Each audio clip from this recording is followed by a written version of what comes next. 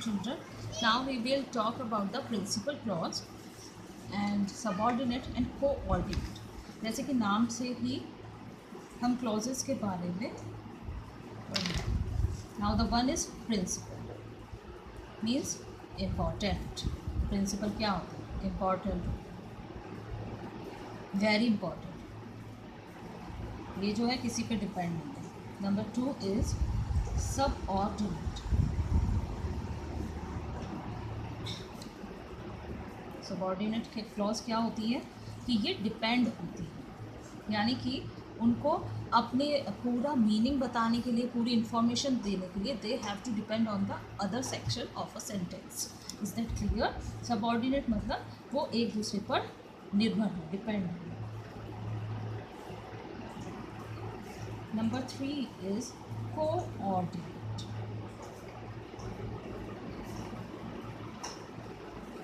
Coordinate means cooperation.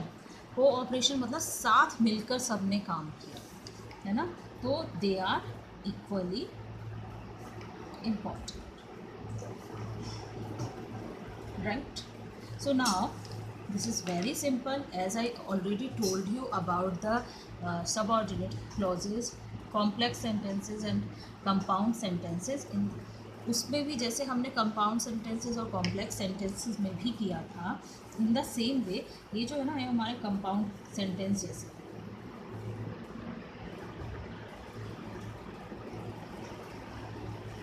और ये subordinate हो गया हमारा कॉम्प्लेक्स.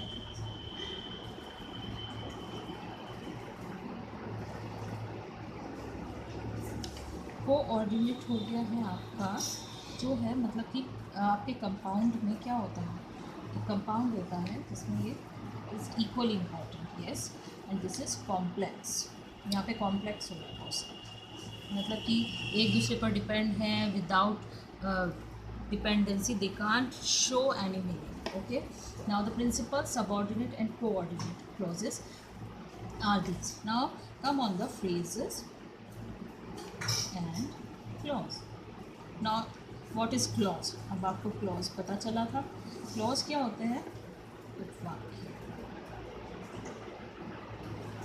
मतलब कि जिनका एक अपना सब्जेक्ट होता है और एक प्रेडिकेट होता है.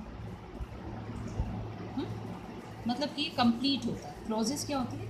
कंप्लीट होती है. और जो phrases हो गए हैं आपके, फ्रेजेस ऐसे है कि आप उसको फ्रेज़ को, कोई भी अगर फ्रेजेस होते हैं, लेकिन अगर आप उनको अलग से कहीं कुछ शो करने की कोशिश करेंगे, you can't do anything. For example, on a ball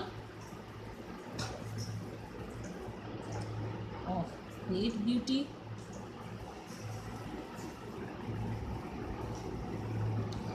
अब आप ये देखिए कि ये अगर मैं बोलती हूँ ऑन अ बॉल या of great beauty, they can't show anything, है ना?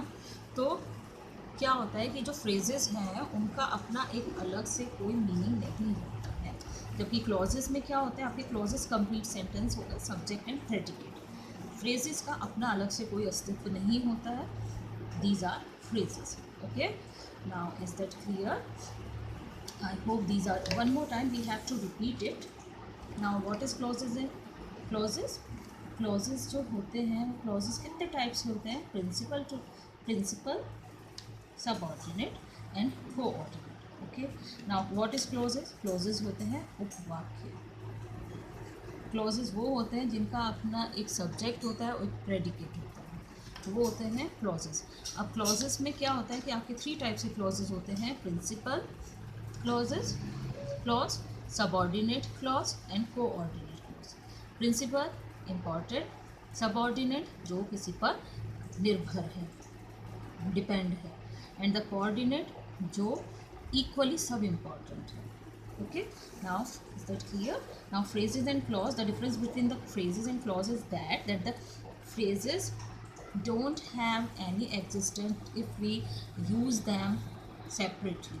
अगर हम उनको अलग से यूज़ कहीं करते हैं तो they can't show any meaning. That's why they don't have anything else. They create the beauty of the sentence, but if we use them separately they can't do anything. but the clauses has the subject and predicate. Okay, is that clear? I hope this is clear to you. Now try to go, you have to go through it and you have to take the help of the book also to understand this.